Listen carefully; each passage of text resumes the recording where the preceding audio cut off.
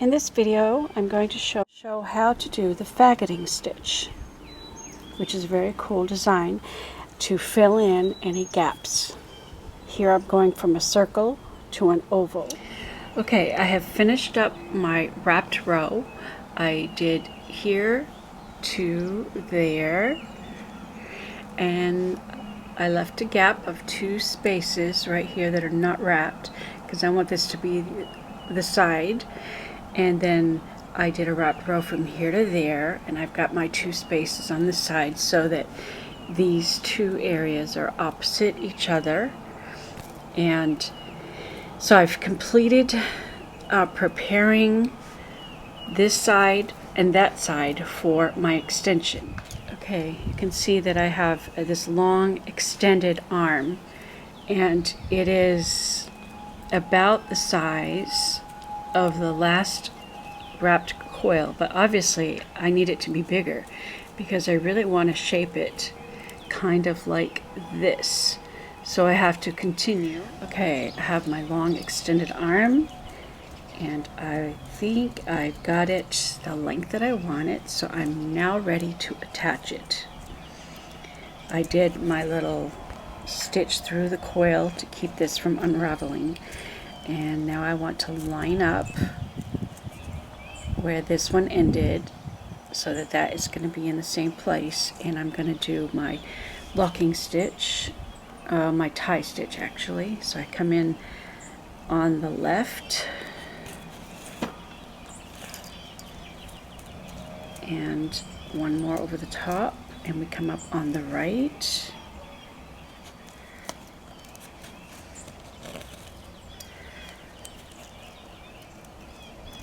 And now around the post to get our locking stitch to keep it stable. Comes all the way around. I want that to be tight, so I'm actually going to come around a second time, just so I'm going all the way around that post.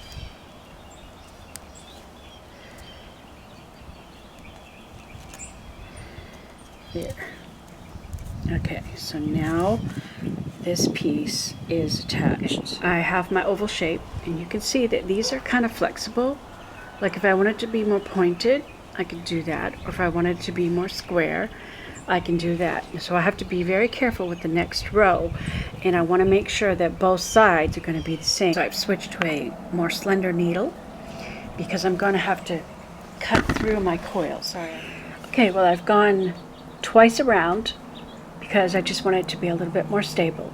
I still have my openings, and now I'm going to work on filling in these openings.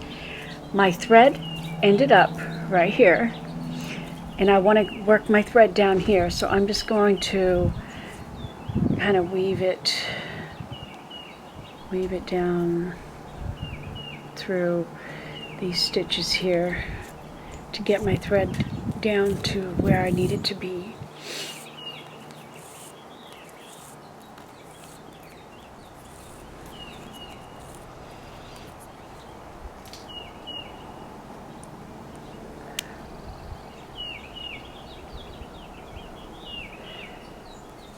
Okay.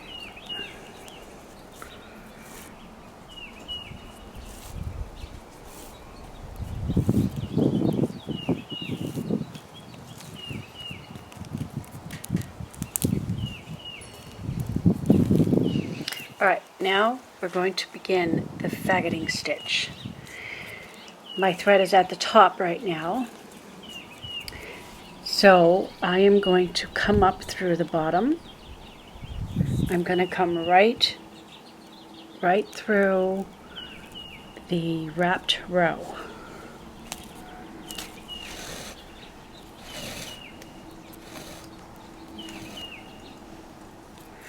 Okay, now that my thread is on the top, this is where I'm going to begin. We're basically going to be doing like a zigzag stroke from bottom to top, to bottom to top, to bottom to top, and bottom to top, etc., all the way through this area. But there's one more step. Okay, every time we put our needle going down, we're going down through the face of our basket. We go down from bottom to top. We're going to go down. And I'll show you what we'll do after we get the needle on the back side. Just get my thread all pulled in there. So you see that cross stitch from here to there. My thread is on the bottom. When it's time to come back, we come up through that little hole right behind the stitch that we just made, which is going to create sort of a twist. Okay, so where did we were at the top. Now we cross over. See how that stitch came up? See this stitch? It's a little hard to see in this little tiny space. It'll show better once we are. So now we're going to go down. Last time we went down at the top. This time we're going to go down at the bottom. We go down, and we did this as a wrapped row because, it's hard to put the needle through, because we needed the stability of that. We don't want to just put our needle down through the uncovered, because it'll break some of the pine straw, and also the stitch could slide. We don't want it to slide, we want it to stay in its place. So if we do it on a wrapped row, it's going to stay in its place. So we went down to the bottom. Now we have to come back up, and it's hard to see my little stitch. It's a little tiny gap. So I have to put my needle under that last place where it went down, that last stitch. So we pull it up, coming right behind where we just did the last stitch. It'll get a little easier to see once we get out here where it's bigger. It's probably a little hard for you to see right now. Okay, so we went down to the bottom last time, so now we go down through the top. I'll go right through the center of the wrapped coil. Might have to pull out my pliers if it's too hard to pull the needle through. Now every time we come up right under the little gap right behind the last stitch that was just made. See that stitch right there? So we come up through that little hole right there. Come up right behind that last stitch,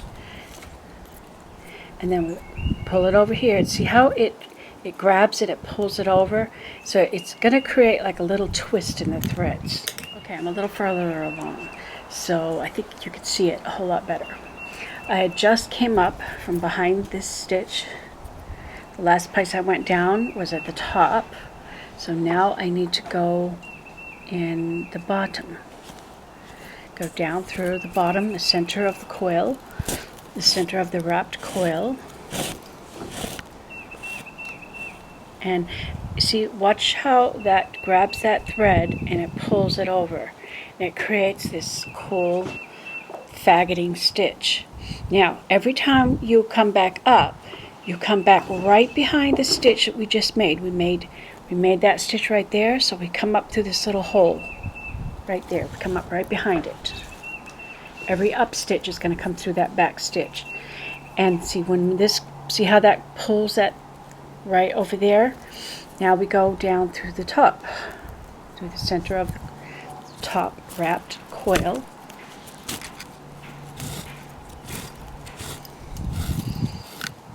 Every stitch that goes down either goes down through the top or the bottom. When we come back up, we come right behind this last stitch that was just made, come through that little hole, and okay, so the last one was down through the top, so now we go down through the bottom. It's really pretty easy. It's not complicated at all. But this is a great stitch to add a little design feature. It fills in gaps so you don't have any large holes in your basket, because you have a a basket with holes in it, things are going to fall through. This is going to prevent that, and it gives it a really cool design feature. So it's useful like when you having to reshape your basket. Like I went from a circle to an oval, and so I get to fill in the gap with this faggoting stitch. Now this faggoting stitch, the name I know sounds really weird. There is a faggoting stitch in knitting. There's a faggoting stitch also in sewing, and it's used to combine two pieces of fabric. It's a certain kind of a stitch, and it has like a twist in the middle. I think you can see it better when I turn it this way.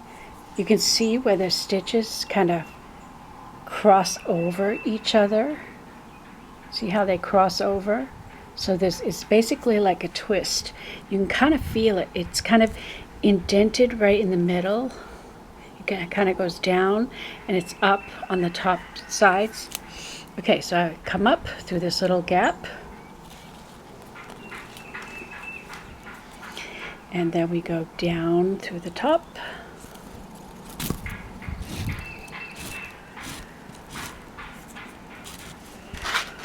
Oops, my thread is caught on the tripod. Okay, I gotta make sure I don't pull it too tight so I don't reshape my basket. I want to maintain my shape here. So we have to come up through the hole. Always come up through the back end of the last stitch. Down on the bottom.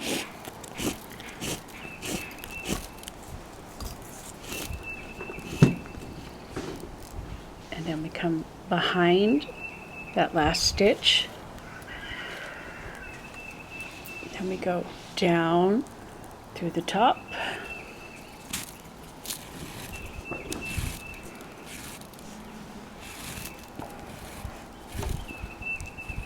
Come behind that little stitch.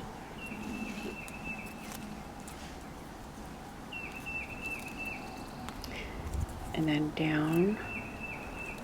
I think I should make my stitches a little closer here, a little further apart at the top.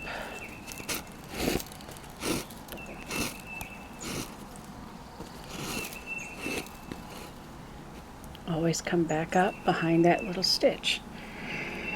So I think you can get the idea. That's pretty simple and very decorative. Great way to fill in a gap when you need to reshape the basket. Or you just might want to make a gap for the design feature of it. Haven't quite decided what I'm doing with the sides of this basket, but every basket that I do, I try to do something new. I try to learn a new stitch, a new feature. I try to experiment to see how else I can make the basket interesting and beautiful. There are no patterns with pine needle basketry. It is completely organic in the sense that you don't know what the end product is going to be until it's done. That's the reason I love pine needle basketry, because it is such a free-flowing creative process. And I don't know, I might have an idea. Sometimes I'll start with a couple of colors, or choosing my needle colors, choosing my thread colors, and I might have a general idea of a overall color theme, but I don't always know what the end basket is going to be.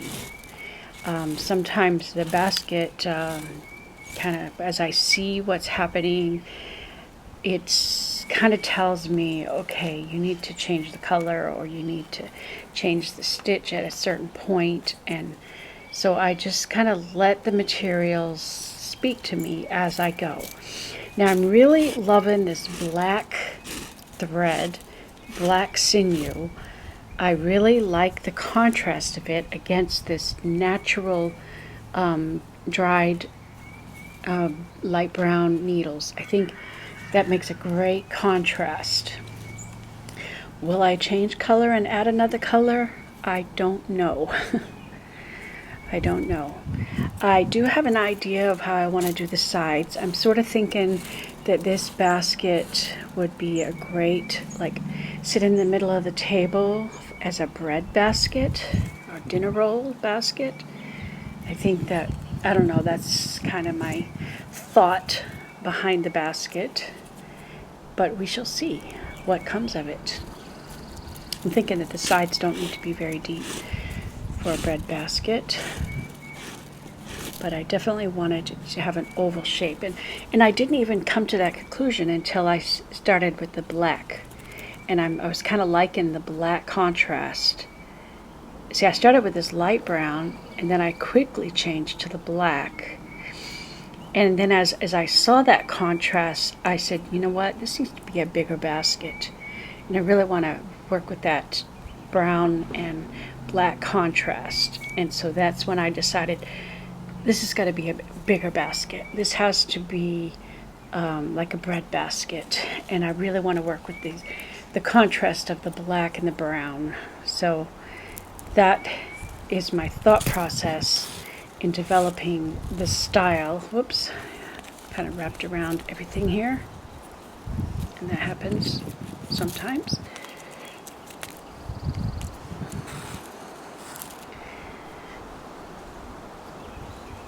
Okay, I'm getting close to where my thread is, so I need to slide my needle. So I move my needle further down so that my tail is shorter. But isn't that beautiful? It adds a nice pattern and an interesting look to the basket.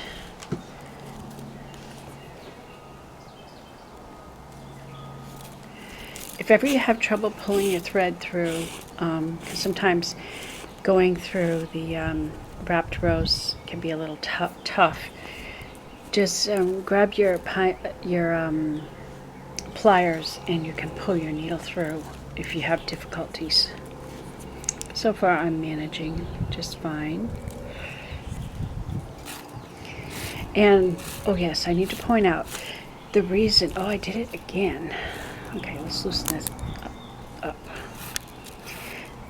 The reason that we want that row and this row to be a wrapped row is so that our stitches won't slide back and forth, so that they will stay, because we're going through the sinew, and that's going to make it more stable.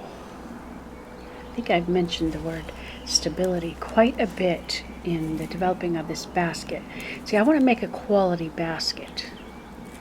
I want it to hold up, and I want it to hold its shape, and I want it to be useful and stable. So I think about the use of the basket and the quality of the basket while I'm creating it. See that twist? I think you can see the twist better on this side. Makes a really cool pattern. Alright, I'm going to finish this, and then I'll do the same to the other side. Okay, I have filled this gap. Now I need to fill that side. My stitch ended up right here, so I need to work my thread to over here. So I'm just going to kind of follow my stitching that I already have here. Just kind of hide it by following, what's going on here.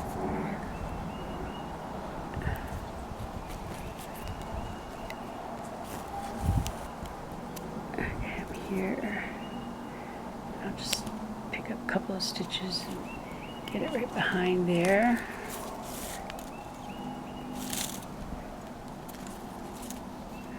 So it just kind of followed this line.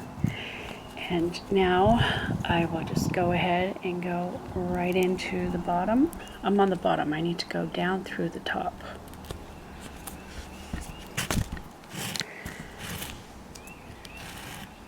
And then, even though it's hard to see and there's a small gap, I have to come up right behind that stitch and then I will just continue on. Went down at the top, so now I go down in the bottom. Okay, so I finished the faggoting stitches on both sides. I started here, then I went to here, and now my thread is ended up on this side, and I want to get it up there so I can continue on with my tie stitch. So I'm just going to kind of weave it, just kind of follow the stitching pattern that I have on the back without changing anything.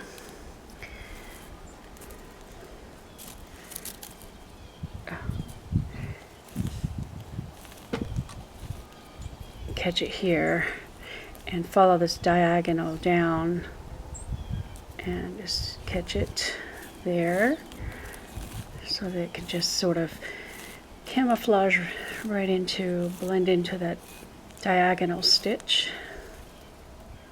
And I want to go a little higher, so I think I know what I'll do. I'll wrap around this post and then come up here, because I need to go a little higher up.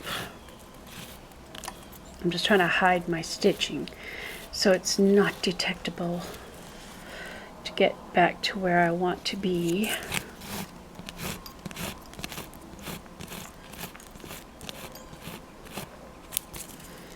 Okay, and I think since I got some upward stitches here, I can come up here, catch it right there.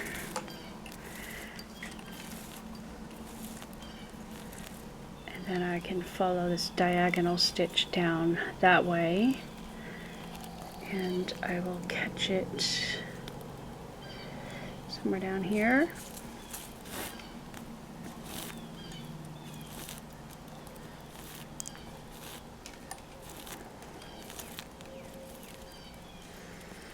Okay, now I'll just come up here and I'm just going to wrap around the post, and I'll be exactly where I need to be to start my next stitch, because I have to end up right there on the right side of this post.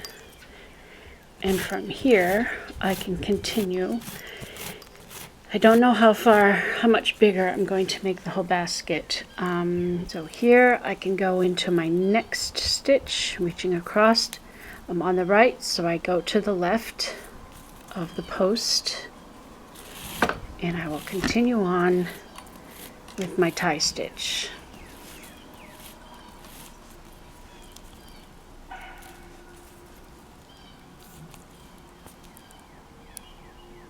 Come up on the right between the coils.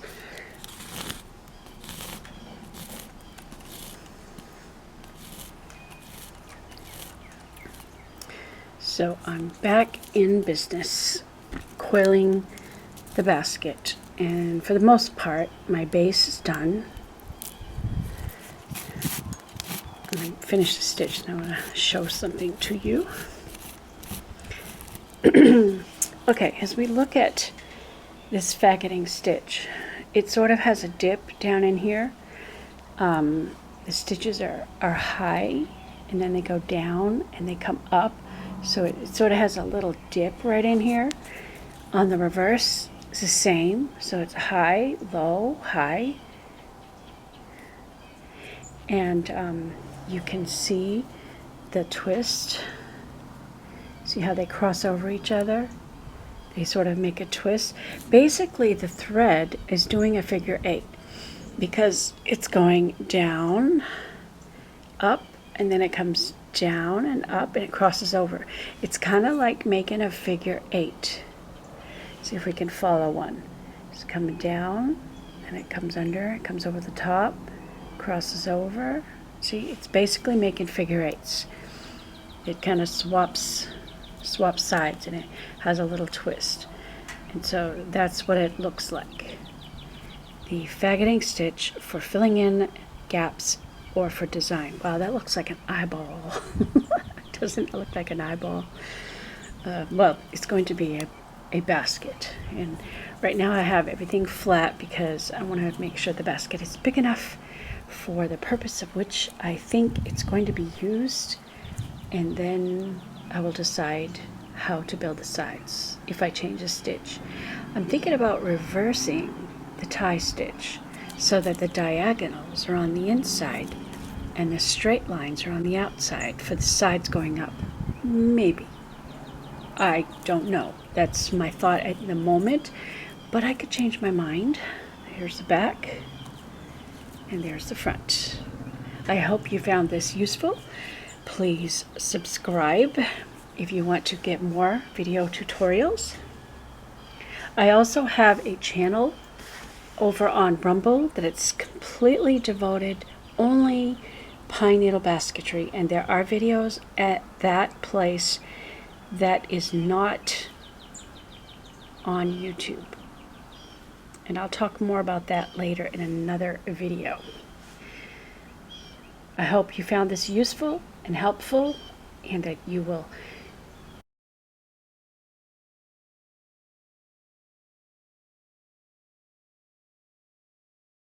expand your knowledge of pine needle basketry.